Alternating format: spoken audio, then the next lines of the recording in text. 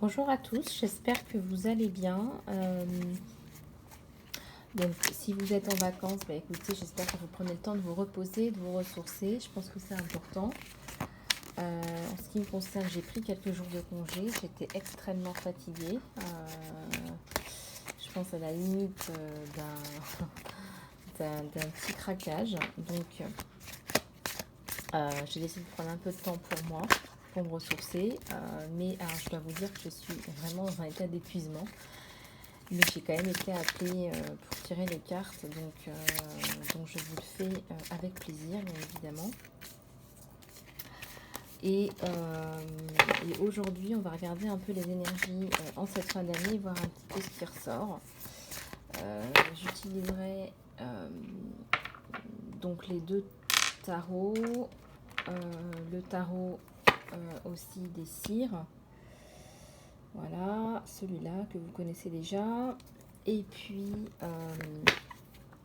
le tarot d'Oisho aussi, qui m'appelle. Donc voilà. Alors, on va commencer. J'espère que vous êtes bien assis.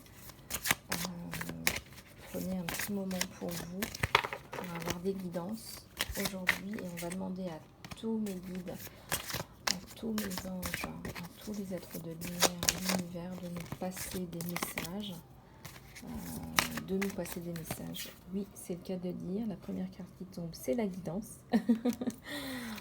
Merci beaucoup. Je sens que vous êtes là. Merci infiniment, gratitude infinie à tous les anges et en particulier à l'archange Michael que j'appelle tous les jours et dans toutes les situations possibles et inimaginables.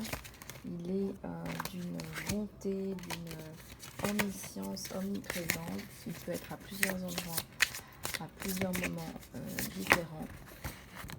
Et les cartes veulent parler, il y a tout qui tombe en même temps. Et du coup, ça va être... Voilà. Alors, la carte de la culpabilité qui sort. Oups. Avec la carte des projections.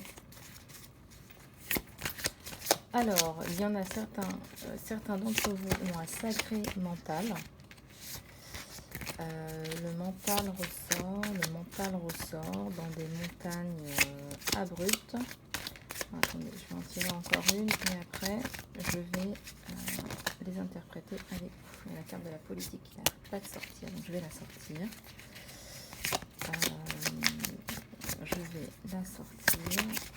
Oups. Hop. Et le succès. Ok. Alors, la guidance, on l'a vu. Alors, la carte du mental. Le mental qui ne vous lâche pas. Il y a de la culpabilité dans l'air. Certainement des insomnies. C'est une carte de souffrance mentale. Donc voilà, je pense qu'il y en a certains qui sont en transition. Ça va certainement être parce qu'on est en confinement. On parle aussi de projection, donc faites attention. Il y a certainement des gens qui sont en train de faire des projections sur quelqu'un d'autre, que ce soit professionnellement ou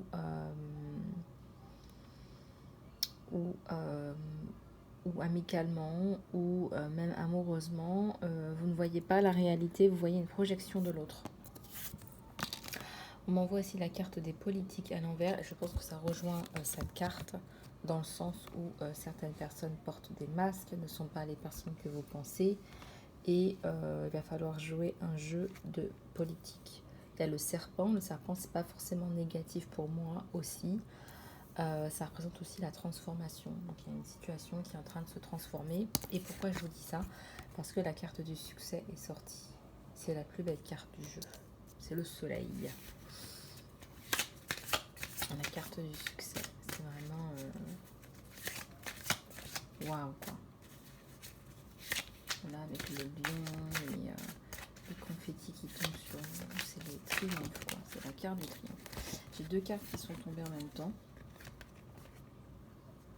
Alors là, vous pensez que vous avez un poids sur vous. Mais c'est vous qui vous mettez votre propre poids. Et j'entends par là le poids, le mental. C'est pas forcément la réalité, c'est votre mental qui travaille pour vous la nuit, notamment. Donc faites de la méditation, essayez de vous relaxer. essayez de prendre du recul pour avoir une intégration entre le yin et le yang. Et voyez, le fait que vous soyez en méditation, le fait que vous soyez en plus centré, ça vous permet d'être plus en harmonie entre un animal qui est plus un attaquant et un animal plus pacifique, le cygne. Pour avoir votre balance, en fait, votre équilibre.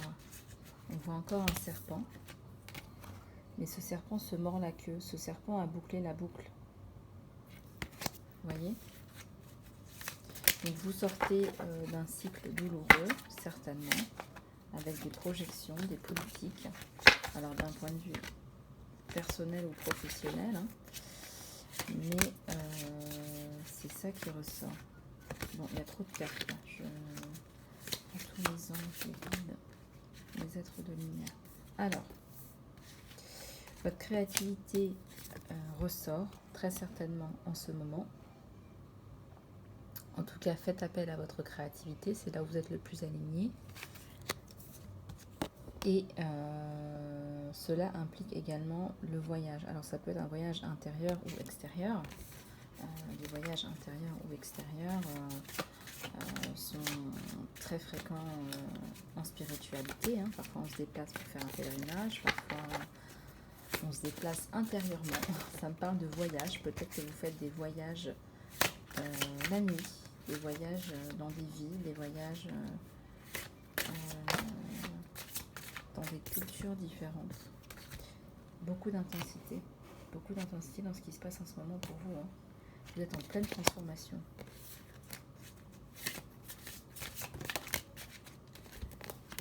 Et ça va se calmer. Il y a une période de calme qui arrive. Disons que vous allez acquérir de la maturité. Je sors une dernière. À la coupe, ouais. Vous allez être plus dans le laisser aller. Dans le lâcher prise. Et quand on est dans le lâcher prise, c'est là que l'univers répond. Et regardez ce qui apparaît après, les possibilités. Donc on vous conseille d'être plus dans le lâcher prise. Voilà, et prendre du recul par rapport à votre mental. Je vais tirer d'autres cartes du tarot de cire. Excusez-moi. Hop là. Désolée. Alors, qu'est-ce qu'il sort? Tous les êtres de lumière, de guide. La tempérance. On vous conseille la tempérance. Ça rejoint un petit peu la carte du lâcher prise. Voilà. Je ressens qu'il y a du lâcher prise dans l'air, qui est très bien pour le succès. Le lâcher prise pour le succès. Le lâcher prise puisque le succès arrive de toute façon. Avec les prières, la méditation. Le lâcher prise. Ouais.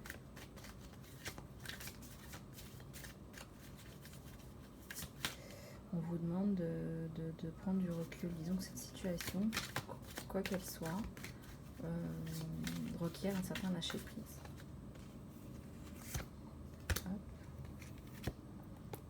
On a la reine d'épée, hein, donc c'est voilà, elle a pris le dessus par rapport à son mental.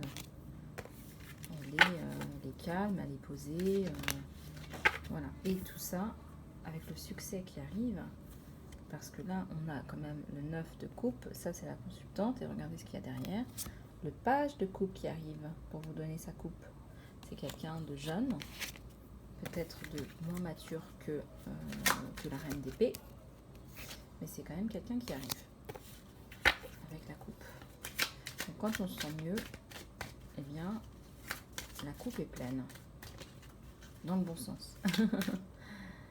Dans le bon sens. Voilà, je continue. Là, le page d'épée.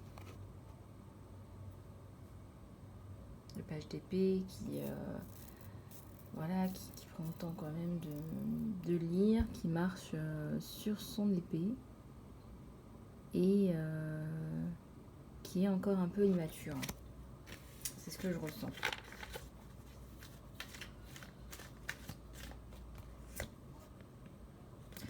Mais, cela dit, on a le couple. On a le couple qui arrive avec les deux coupes. Les deux coupes. Et là, on se dit, avec toutes les couleurs de tous les chakras, qu'il y a de l'harmonie, qu'il y a du Kundalini. Vous allez ressentir le Kundalini. Hein, là, on a le 7 d'épée. Alors lui, il est plus jeune, il est plus dans l'aventure, il est plus dans le mental. Il est plus dans le mental. Il est plus dans...